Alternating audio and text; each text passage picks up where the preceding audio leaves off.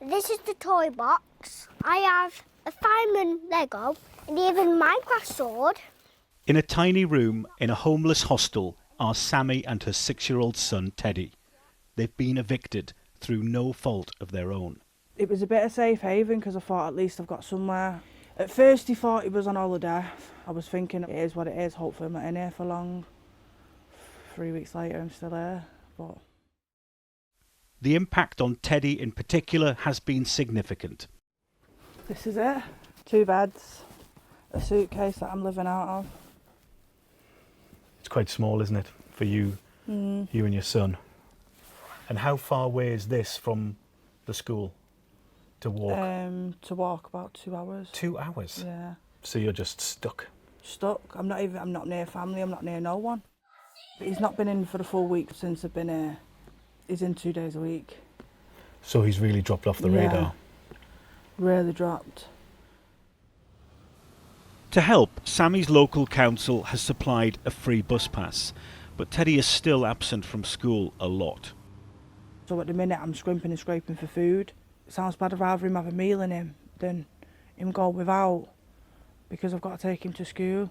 It is affecting him because he's nowhere near what other kids are doing. I won't go. Teddy's primary school in East Manchester is honest about the huge problems it and other schools face.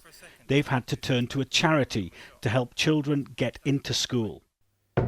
There's very few agencies we can go to for support specifically around attendance at the minute.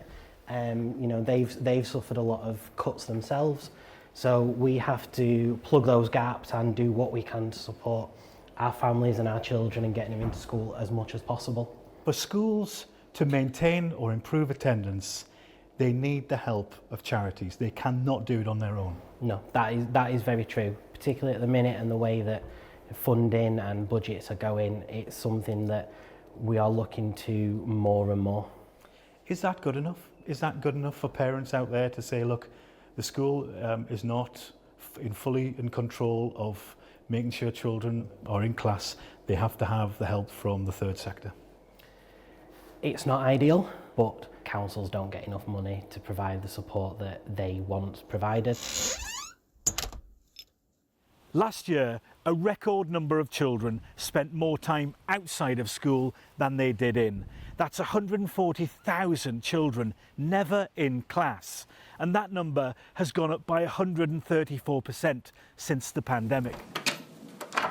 Absence among school children is now at crisis point. Some are off sporadically, others, nicknamed ghost children, have vanished from class altogether.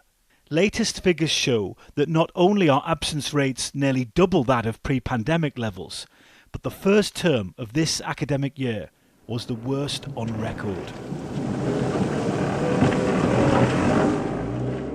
Clancy Cronell is a family support worker for the charity School Home Support, and she drives across this city visiting homes of children who aren't attending school. We've got parents who've got chronic health conditions, facing homelessness, eviction, fleeing domestic violence, and just so much going on for them that to get their child into school on time every day is just too much. And it's been described as a crisis, which is a word we often hear. Yeah. Do you think it's that serious? Yeah, it is. It's terrifying. It's terrifying. The primary school is such a lovely setting. There's so much for children to enjoy, and it's heartbreaking that so many children are not coming in every day and getting all these opportunities. The government says it's setting up attendance hubs in the worst affected areas, but the local government association says it's now time that a register of missing pupils was created to prevent thousands of children from dropping off the radar. And what about those people who say, look, it's a parent's job to get their kids to school, it's the law? I'd ask him to sit in my situation right now. Sammy and Teddy are waiting to be rehomed by the council. All the while, he's spending less time in school. There is a risk of me getting a fine for his attendance because his attendance is just getting worse and worse and worse. It's not getting better, and I can't really afford it to get him there and back. In the meantime, Clancy has been helping get Teddy into school some days.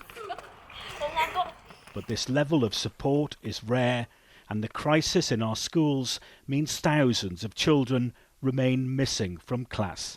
Nick Martin, Sky News, Manchester.